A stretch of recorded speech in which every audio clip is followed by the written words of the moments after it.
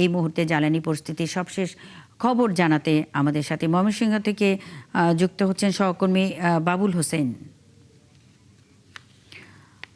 বাবুল, জ্বালানি তেলের সরবরাহ কেমন এবং পাম্পের পরিস্থিতি কেমন দেখছেন?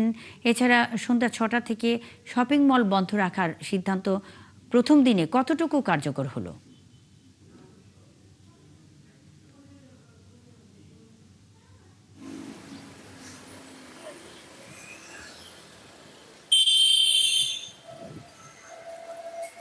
এই মুহূর্তে আমি রয়েছি নগরীর একটি পাম্পে। আপনি যদি আমার পেছনে যদি দেখেন, সেখানে বিচ্ছিন্নভাবে মোটর বাইক আসছে, কিন্তু আসলে তেলের মজুদ না থাকা তারা সেটি দিতে পারছেন না। তবে আমরা যেটি দেখছি যে ডিজেলের সরবরাহ রয়েছে এবং যারা আসছে তারা ডিজেল নিতে পারছে। গত 4 দিন ধরে কিন্তু নগরীর বিভিন্ন পাম্পে নিয়মিতভাবে সেই যে পেট্রোল অকটেন সেটি সরবরাহ দেওয়া হয়েছে। আজ থেকে আসলে অনেকেরই মজুদ শেষ হয়ে যাওয়া, সেটি পেট্রোলের এবং অকটেনের যে সরবরাহ সেটি বন্ধ রয়েছে। তো পেট্রোল পাম্পের কিছুক্ষণ আগে আমার সঙ্গে সাইফুল ফিলিং স্টেশনের যিনি মালিক সাইফুল আলম ফেরদৌস, তার সঙ্গে কথা হয়েছে। তিনি যেটি জানিয়েছেন যে গতকাল তিনি সকাল থেকে সন্ধ্যা পর্যন্ত তেল সরবরাহ দিয়েছেন। তারপরেও যখন নির্ধারিত সময় পার হওয়ার পর যখন পেট্রোল পাম্প বন্ধ ছিল, তখন এক শ্রেণীর জনতা আসলে একটি উচ্ছৃঙ্খল আচরণ করেছে। আজ সে তার পাম্পে কিছু তেল মজুদ থাকলেও আসলে নিরাপত্তার ঘাটতির কারণে তিনি সেটি পেট্রোল পাম্প খোলার আসলে সাহস পাচ্ছেন না। যদিও কালকে পুলিশের উপস্থিতিতে যখন পেট্রোল সরবরাহ দেওয়া হয়েছিল, তখনই এই ঘটনা ঘটেছে। তো পেট্রোল পাম্পের মালিকরা যেটি বলছেন যে গেলবার একই সময়ে যে পরিমাণ সরবরাহ ছিল তার চেয়ে কয়েক গুণ বেশি, 4 গুণ তারা সরবরাহ পেয়েছেন।